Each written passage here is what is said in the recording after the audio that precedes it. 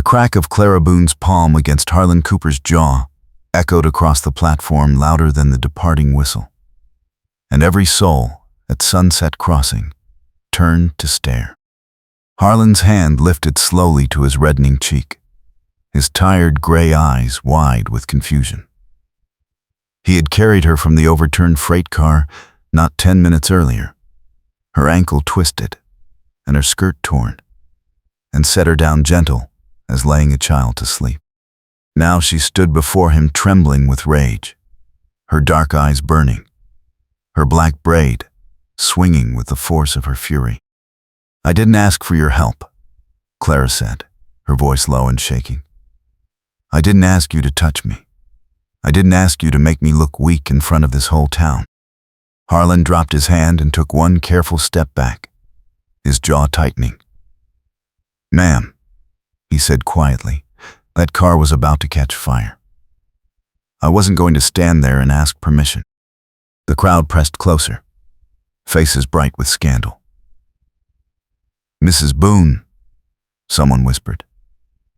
"The widow Boone? Did you see her grab his coat?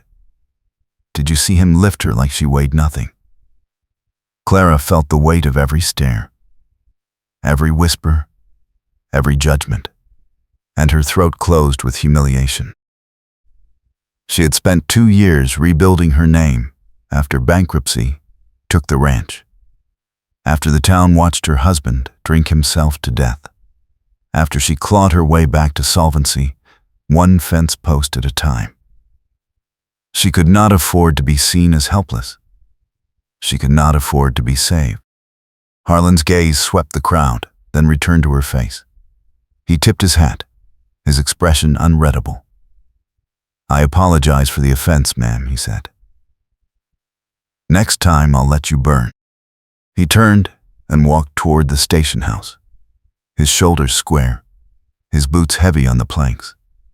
Clara stood frozen, her hands still tingling, her heart pounding so hard she thought the whole platform could hear it. She had just slapped the man who saved her life, and she had no idea why she felt like screaming. By sundown, the story had reached every corner of Sunset Crossing, and by morning, it had grown teeth. Clara heard the whispers in the mercantile, saw the sidelong glances at the post office, felt the weight of judgment pressing down like a hand on her chest. The widow Boone has lost her mind. The widow Boone struck a railroad man in public. The widow Boone is desperate. She kept her head high and her mouth shut, but inside, she was drowning.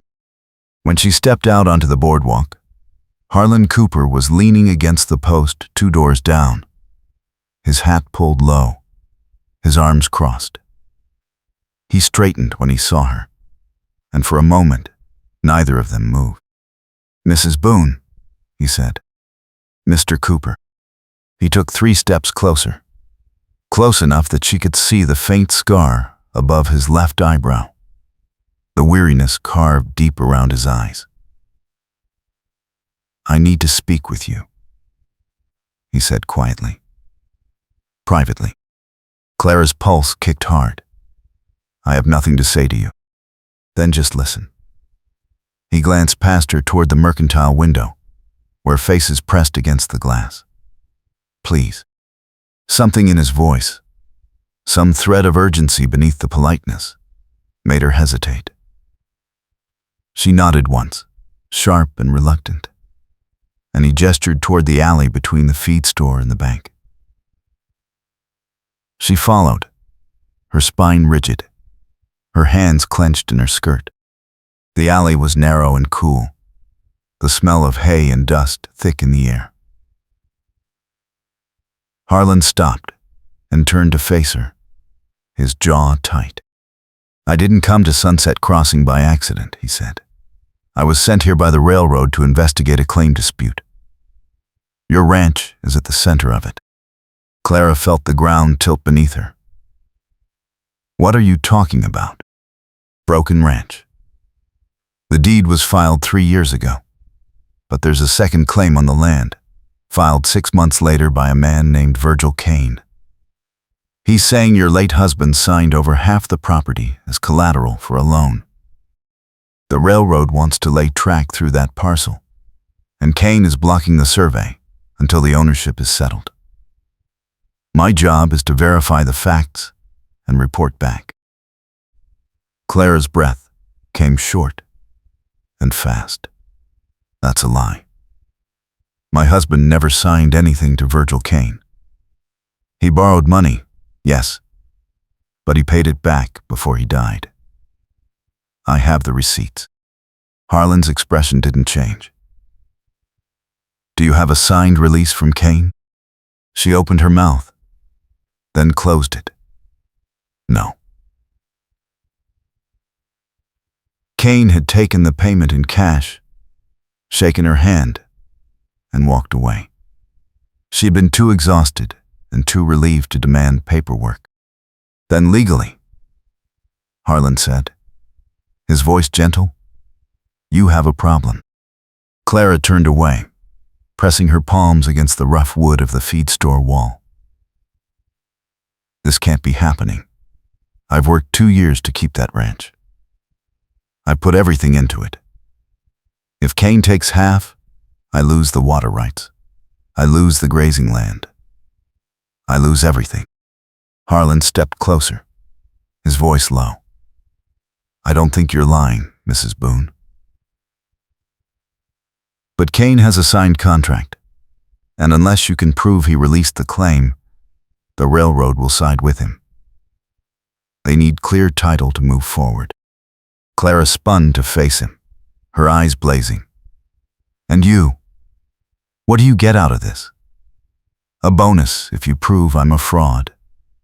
A promotion if you hand my ranch to Kane. Harlan's jaw tightened, and for a moment something dangerous flickered in his eyes. I get nothing, he said quietly. I get a paycheck and a bunk and the knowledge that I did my job.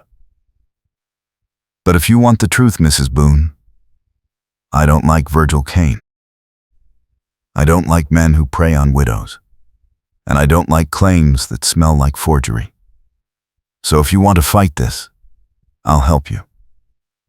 But you have to trust me.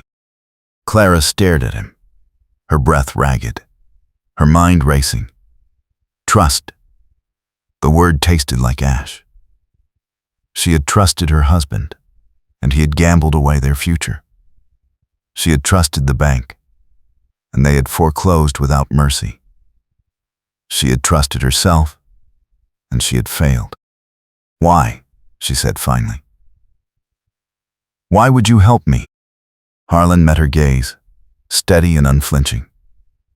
Because it's the right thing to do, he said. And because I've seen what happens when people like Kane win. I won't let it happen again if I can stop it.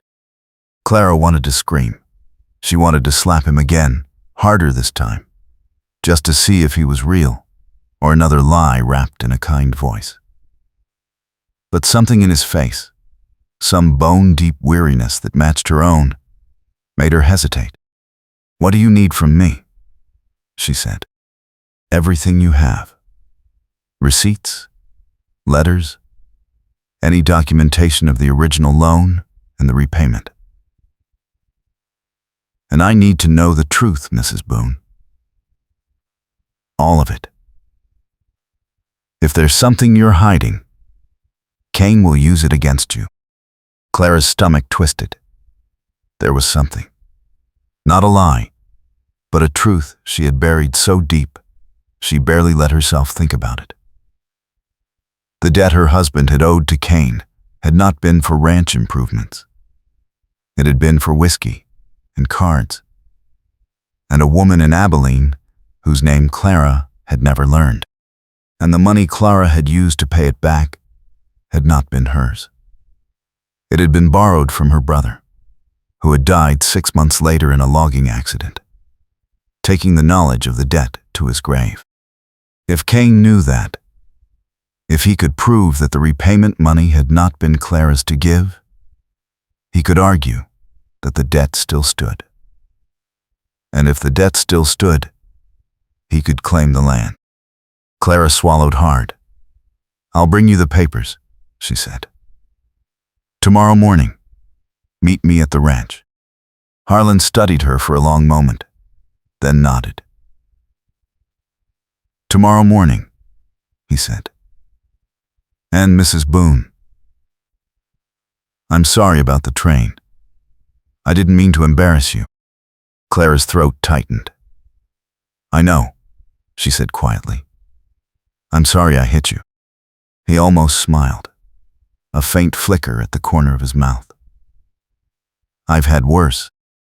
He tipped his hat and walked back toward the street, leaving Clara alone in the alley with the weight of her secrets and the faint, terrifying flutter of something that felt dangerously like hope. The next morning dawned cold and gray, the sky heavy with the promise of rain. Clara stood on the porch of Broken Ranch, her arms wrapped around herself, watching the road for Harlan's horse. The ranch house was small and weathered, the barn leaning slightly to the east, the fences patched with mismatched wood.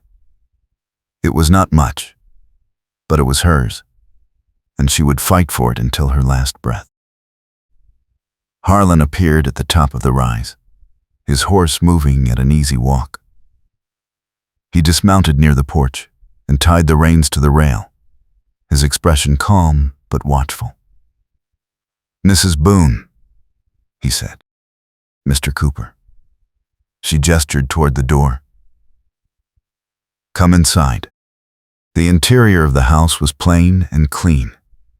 A single room with a cook stove, a table, and a narrow bed against the far wall. Clara had laid out the papers on the table, a thin stack of receipts and letters that represented the sum total of her proof.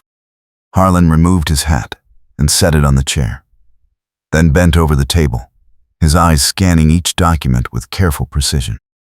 "This is the original loan agreement," he said, holding up a yellowed sheet. "Signed by your husband and witnessed by a notary. $500, due within 1 year, with the western half of the ranch as collateral. And this," he said, lifting another page, "is the receipt for repayment, signed by Kane, dated 8 months before your husband died." Clara nodded, her throat dry. "That's everything." Harlan set the papers down and looked at her, his gray eyes sharp. "Where did the money come from, Mrs. Boone?" Clara's hands tightened in her skirt. "Does it matter?"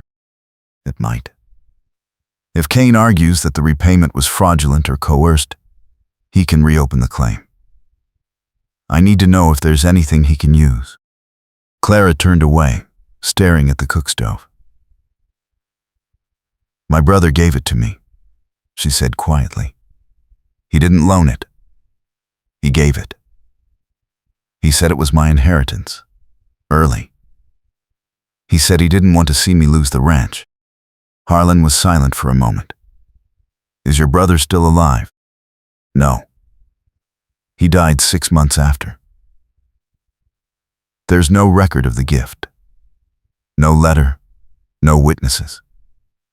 Just his word and mine." Harlan exhaled slowly.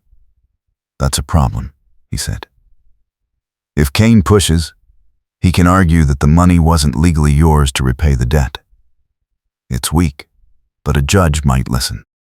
Clara's vision blurred. "Then I've already lost." "No."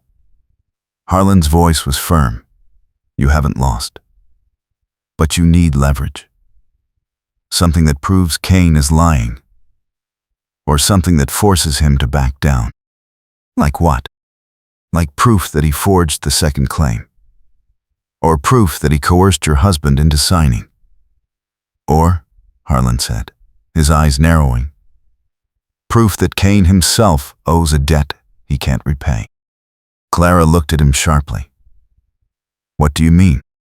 Harlan leaned against the table, his arms crossed. "Kane has a reputation.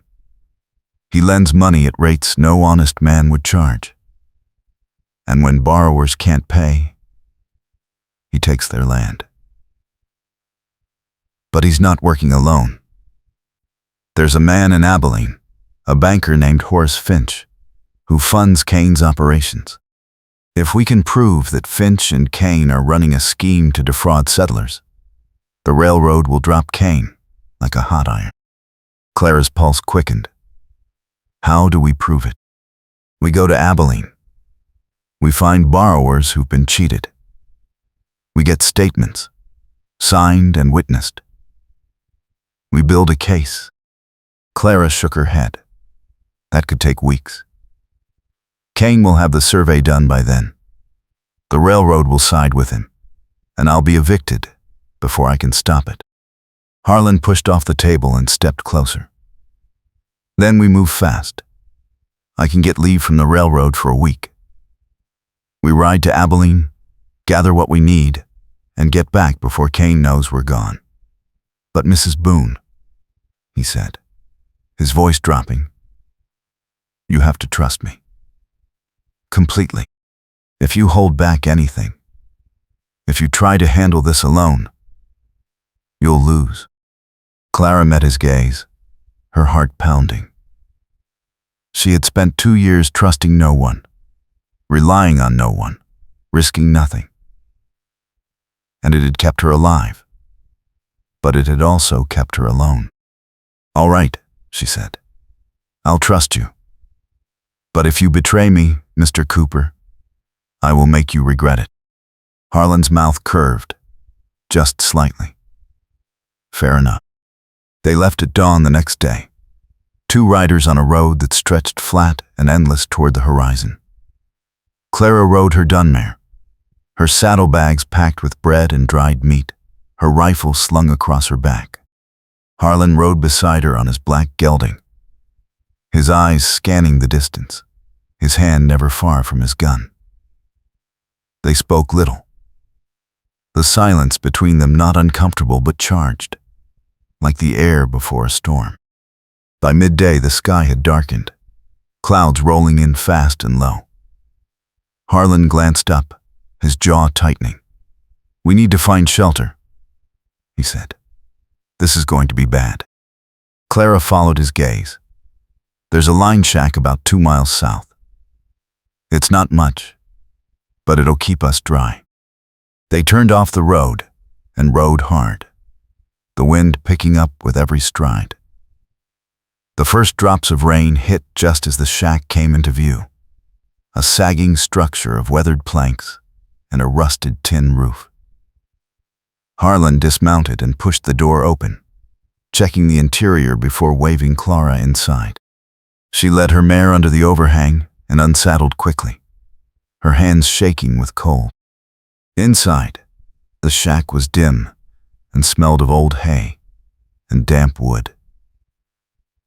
There was a rusted stove in the corner, a pile of broken crates, and a single window with no glass. Harlan set his saddlebags down and began gathering the crates, stacking them near the stove. Clara watched him work, his movements efficient and sure, and felt a strange tightness in her chest. You've done this before, she said. More times than I can count. He glanced at her. You ever spend a night in a line shack, Mrs. Boone? Twice. Once with my husband, once alone. He didn't ask why she had been alone, and she was grateful. He struck a match and lit the kindling, coaxing the fire to life with careful patience. The warmth spread slowly, and Clara moved closer, holding her hands out to the flames. The storm hit full force, rain pounding the roof like fists, wind howling through the cracks. Clara wrapped her shawl tighter and sat on the floor near the stove, her back against the wall. Harlan sat across from her, his knees drawn up, his hat off, his dark hair damp and curling slightly at the ends. Tell me about your husband, he said quietly. Clara stiffened. Why? Because I need to understand what happened. Because if Kane tries to use your husband's debts against you, I need to know what I'm defending. Clara stared at the fire, her throat tight. He was a good man, she said finally. When we married. He worked hard. He loved the ranch. But something broke in him after our first winter. We lost half the herd to cold, and he blamed himself. He started drinking, then gambling, then borrowing money from men like Kane. I tried to stop him, but he wouldn't listen. And then one morning I woke up, and he was gone. They found him 3 days later in a gully, his horse beside him. The doctor said it was his heart. But I knew better. He drank himself to death, Mr. Cooper. And he left me with nothing but debts and shame. Harlan's expression didn't change, but something in his eyes softened. I'm sorry, he said. Don't be.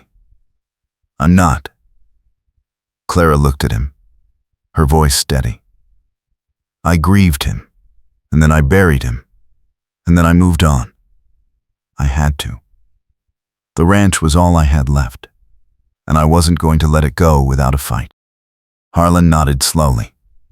That's why you hit me, he said. On the platform. You couldn't afford to look weak. Clara's breath caught. Yes.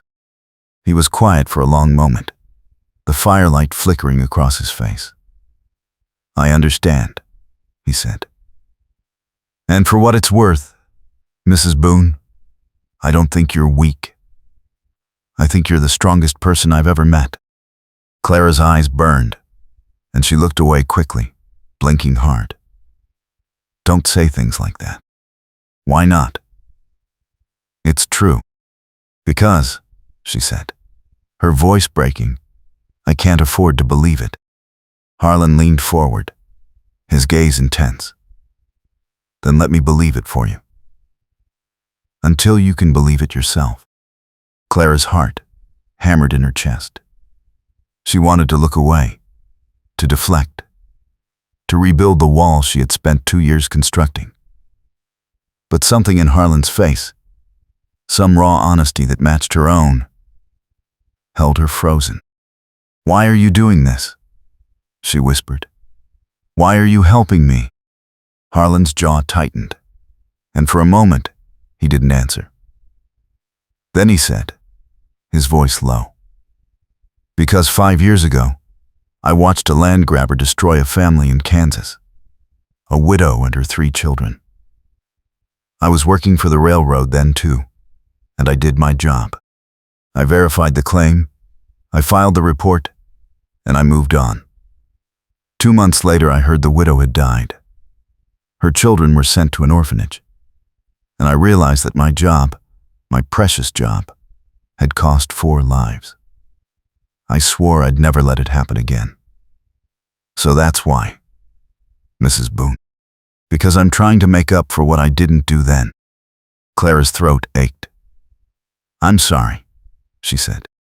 Don't be. Just let me help you win. The storm raged through the night, but inside the shack, something fragile and fierce took root between them. Clara slept in fitful snatches, waking to the sound of rain and the steady rhythm of Harlan's breathing. Once, in the deep hours before dawn, she woke to find him standing at the window, his silhouette dark against the faint gray light.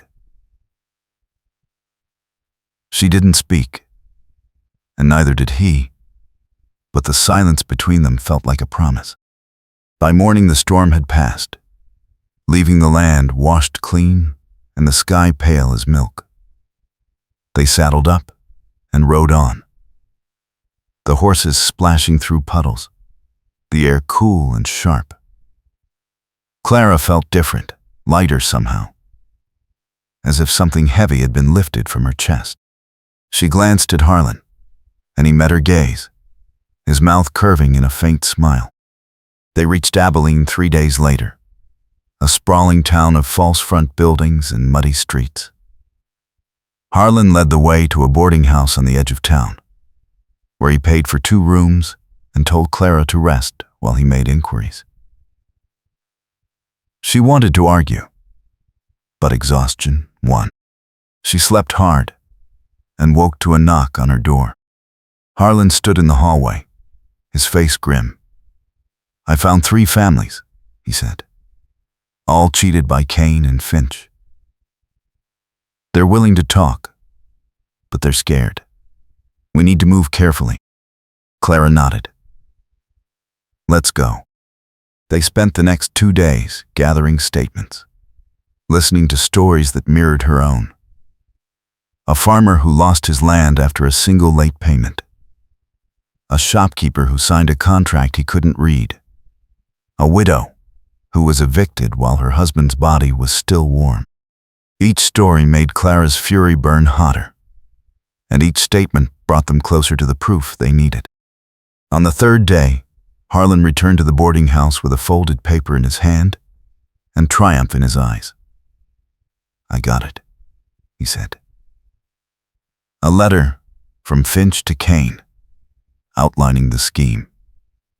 "A clerk at the bank sold it to me for $50. Clara's breath caught. "Is it enough?" "It's enough. We ride back tomorrow, file the evidence with the railroad, and Kane is finished." Clara felt dizzy with relief. She wanted to laugh, to cry, to collapse. Instead, she reached out and gripped Harlan's arm, her fingers tight. "Thank you," she whispered. Harlan covered her hand with his gaze steady. "We're not done yet," he said. "But we're close." They left Abilene at dawn, the precious letter tucked in Harlan's saddlebag, their spirits high.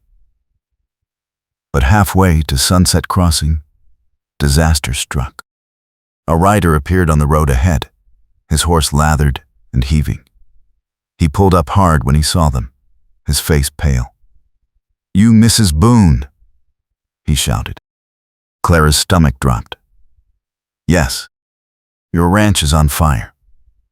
Kane and his men said it. You need to come now." Harlan swore and kicked his horse into a gallop, Clara close behind. The miles blurred, her heart hammering, her mind screaming. Everything she owned, everything she had fought for, was burning.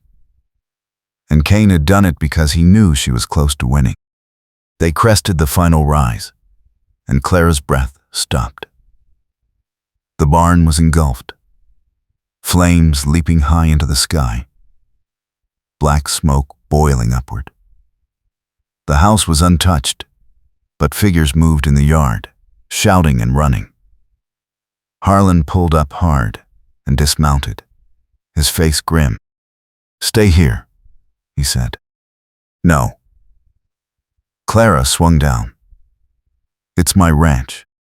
She ran toward the barn, the heat searing her face, the roar of the fire deafening. And then she saw him. A man, trapped inside the barn, visible through the open door, pinned beneath a fallen beam. He was screaming, his voice raw with terror. Harlan grabbed her arm. "Who is that?" Clara's blood turned to ice. "It's Kane." Harlan stared at her, his face twisted with disbelief. "You're sure?" "I'm sure." He looked at the barn, then back at her. "If we go in there, we might not come out." Clara met his gaze, her heart breaking. "I know." Harlan swore again, long and low. Then he pulled his bandana up over his nose, grabbed a bucket of water, and doused himself. "Stay here," he said. "No." Clara grabbed another bucket and dumped it over her own head, the cold shocking her skin. "If you're going in, so am I, Mrs. Boone. This is insane. So is everything else we've done. Come on." They ran together into the inferno, the heat slamming into them like a fist, the smoke choking, the flames roaring. Clara couldn't see, couldn't breathe, but she felt Harlan's hand gripping hers, pulling her forward. They reached Kane, and Harlan dropped to his knees, heaving the beam off the man's legs. Kane screamed, his face blackened with soot. "Can you walk?" Harlan shouted. "I don't know." "Then crawl." Harlan grabbed one arm, Clara grabbed the other, and together they dragged Kane toward the door. The roof groaned, a terrible sound like the earth splitting, and then a section collapsed behind them, sparks exploding in every direction. They burst through the door and stumbled into the yard, all three of them coughing and gasping. Townspeople rushed forward, pulling them away from the barn, throwing blankets over the flames on their clothes. Clara collapsed to her knees, her lungs burning, her vision swimming. Harlan knelt beside her, his face streaked with soot, his eyes blazing. "You're insane," he said hoarsely. "You're the one who went in first," Clara gasped. He laughed, a short, breathless sound, and then pulled her into his arms, holding her so tight she could barely breathe. Clara buried her face in his shoulder and felt something inside her break open, all the fear and loneliness and grief pouring out in great shaking sobs. When she finally pulled back, her voice was raw. "Why did we save him? After everything he's done." Harlan cupped her face in his hands, his thumbs brushing her cheeks. "Because we're not him," he said quietly. "Because we're better." Clara nodded, tears streaming down her face. She wanted to say so many things, but the words tangled in her throat, so she just held on and let the fire burn itself out behind them. The next morning, Kane confessed. Lying in the doctor's office with bandaged legs and a broken spirit, he admitted everything. The forged contracts, the scheme with Finch, the fire. He signed a statement releasing all claims on Broken Ranch, and Harlan witnessed it with grim satisfaction. The railroad dropped the dispute, and the survey was canceled. Clara's title was clear, her land secure, her future hers again. But when Harlan came to say goodbye, standing on her porch with his hat in his hands, Clara's heart cracked wide open. "You're leaving," she said. "I have to report back. My leave is up." Harlan looked at her, his gray eyes tired and sad. "But Mrs. Boone..." "Clara, I need to say something first." Clara's throat closed. "Don't. I have to." He stepped closer, his voice low. "I came here to do a job, and somewhere along the way, I forgot what that job was. Because all I could think about was you. Your strength, your courage, the way you refuse to quit even when the world is burning down around you. And I know I have no right to ask, but I'm asking anyway. Let me stay. Let me help you rebuild. Let me be part of your life, if you'll have me." Clara's vision blurred. "I can't ask you to give up your life for me. You're not asking. I'm offering." Harlan reached out and took her hand, his grip warm and sure. "Clara, I've spent 5 years trying to make up for one mistake. But maybe the real mistake wasn't what I did in Kansas. Maybe it was never letting myself care about anything again. I'm tired of running. I'm tired of being alone. If you'll have me, I'll work this ranch with you. I'll fight for you. I'll stand beside you for as long as you'll let me."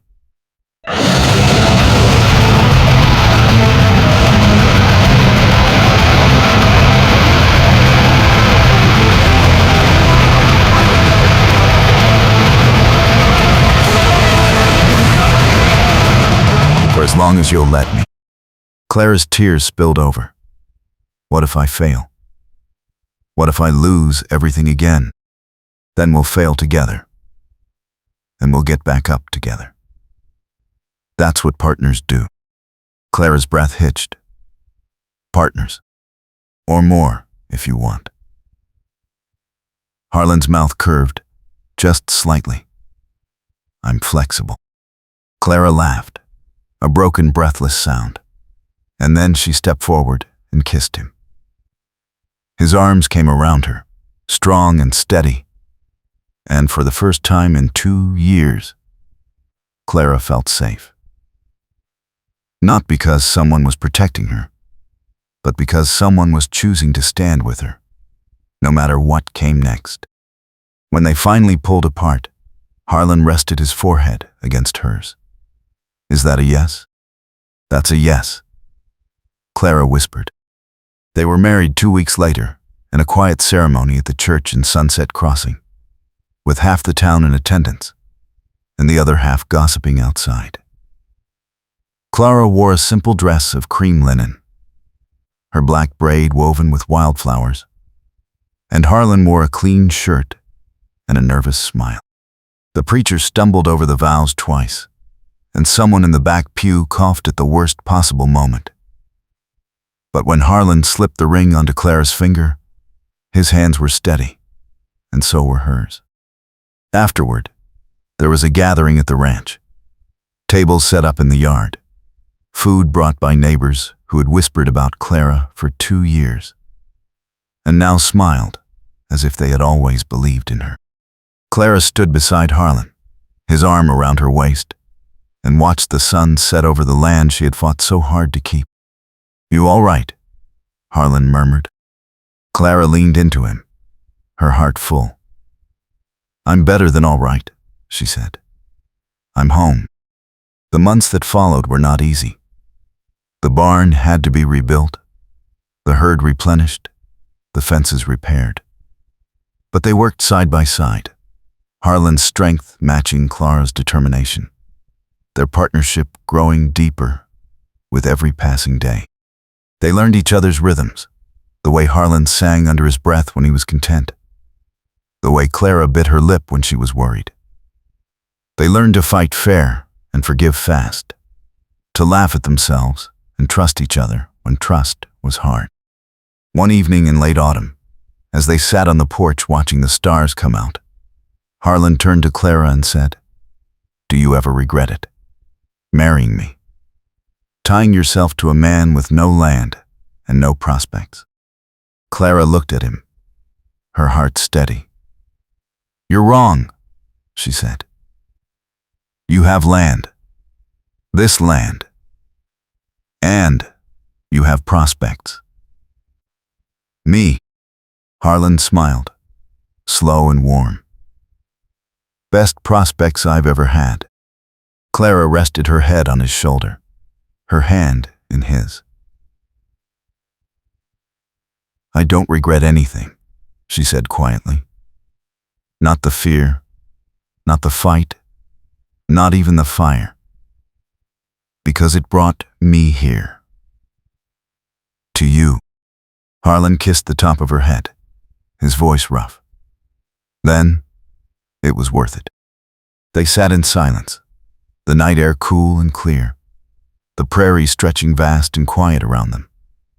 And Clara thought about the woman she had been 2 years ago, alone and ashamed and certain she would never trust anyone again. That woman was gone, replaced by someone stronger, someone who knew that survival wasn't about standing alone. It was about finding the person who would stand with you, no matter how hard the road. Winter came hard that year, snow piling high, and the wind cutting like knives. But inside the small ranch house, there was warmth. Clara baked bread while Harlan repaired tack, their conversations easy and comfortable. On the coldest nights, they sat by the fire, Harlan reading aloud from a worn book of poems, while Clara mended shirts, her needle flashing in the firelight. One morning in early spring, Clara woke to the sound of rain on the roof and Harlan's arm around her waist. She turned in his embrace, studying his sleeping face. The lines of worry smoothed away, the weariness gone. She thought about all the ways their lives had changed, all the ways they had saved each other, and felt a fierce rush of gratitude. When Harlan's eyes opened, he smiled. "Morning, Mrs. Cooper." "Morning, Mr. Cooper." He pulled her closer, his voice warm with sleep.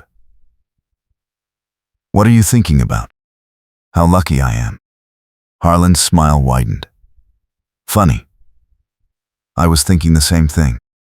They lay together in the quiet morning, listening to the rain, and Clara knew with bone-deep certainty that this was where she belonged. Not because the land was hers, or because the fight was over, but because the man beside her had chosen her, and she had chosen him, and that choice had made all the difference. Spring turned to summer, and the ranch flourished. The new barn stood tall and strong. The herd grew fat on good grass, and the fences held firm. Clara and Harlan worked from dawn to dusk, their hands calloused and their backs aching, but their hearts light. One evening, as they sat on the porch watching the sunset paint the sky in shades of gold and rose, Harlan said, "I got a letter from the railroad today." Clara looked at him, her stomach tightening. "And?" "They offered me a promotion. Regional supervisor, based in Denver. Good pay, steady work." Clara's breath caught. "Are you going to take it?" Harlan turned to her, his gray eyes clear. "Not a chance. This is where I belong. With you. On this ranch. Building something that lasts." Clara's eyes burned. "You're sure?" "I've never been more sure of anything in my life." She kissed him then, slow and deep, pouring everything she felt into that single moment. When they pulled apart, Harlan rested his forehead against hers, his voice a low rumble. "I love you, Clara Cooper. I loved you when you slapped me on that platform. And I love you now, and I'll love you until the day I die." Clara's tears spilled over. "I love you too," she whispered. "And I'm never letting you go." They sat together as the sun sank below the horizon, the prairie around them vast and full of promise. And Clara thought about the future. No longer something to fear, but something to build, one day at a time, with the man she loved by her side. The years that followed were filled with hard work and quiet joy. There were challenges, droughts and illness, and the endless demands of ranch life. But Clara and Harlan faced them together, their partnership unshakable, their love deepening with every season. They added a room to the house, then another. They bought more cattle, hired a hand to help with the heavy work, and slowly, the ranch became prosperous. Clara's name, once whispered with pity and judgment, was now spoken with respect. And Harlan, the drifter who had arrived with nothing but a worn saddle and a broken heart, became a fixture in Sunset Crossing, known for his quiet strength and his unwavering loyalty. On their 5th anniversary, Harlan surprised Clara with a new sign for the ranch gate. It read Cooper Ranch in bold letters, and beneath it, in smaller script, built on trust. Clara stood before it, tears streaming down her face, and Harlan wrapped his arms around her from behind. "You like it," he murmured. "I love it," she whispered. "I love you, and I love you. Always." They stood together in the fading light, the ranch stretching out around them, solid and real and theirs. And Clara knew that this was the life she had been fighting for all along. Not just survival, but a future. Not just safety, but love. Not just land, but home. The prairie wind whispered through the grass, carrying with it the scent of rain and growing things. And Clara leaned back into Harlan's embrace, her heart full and her spirit at peace. They had fought for this. They had bled for it. They had saved each other, and in doing so, they had saved themselves. And now, finally, they were free.